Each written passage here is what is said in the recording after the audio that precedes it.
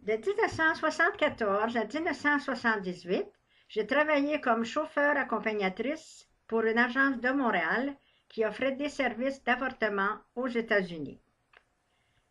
Dans ces années-là, l'interruption volontaire de grossesse était illégale au Canada.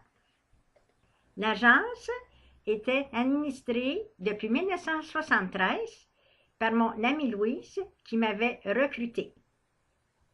Elle faisait publier des petites annonces dans le journal Montréal Matin.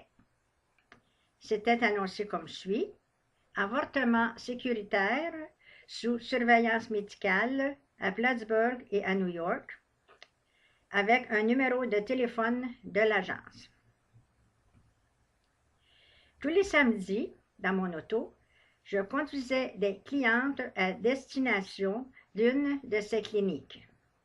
Beau temps, mauvais temps, aller-retour dans la même journée. Dans ces deux endroits, des médecins de Montréal qui s'y rendaient expressément par avion. Ces médecins venaient des hôpitaux anglophones de Montréal. Sur place, il y avait un anesthésiste et une infirmière, des Américaines.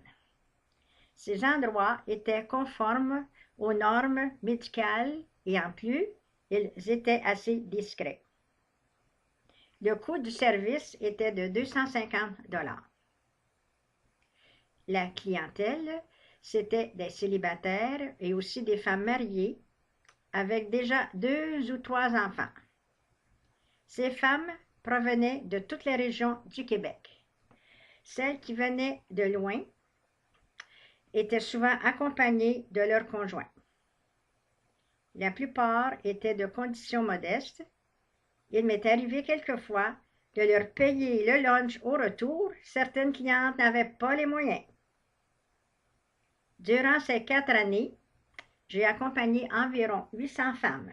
Je pense leur avoir rendu un grand service. À mon avis, la décision d'interrompre une grossesse, cela appartient à la femme. Notre planète est déjà surpeuplée et il y a trop d'enfants malheureux et non désirés. C'est aberrant d'entendre encore de nos jours les politiciens discuter du droit à l'avortement.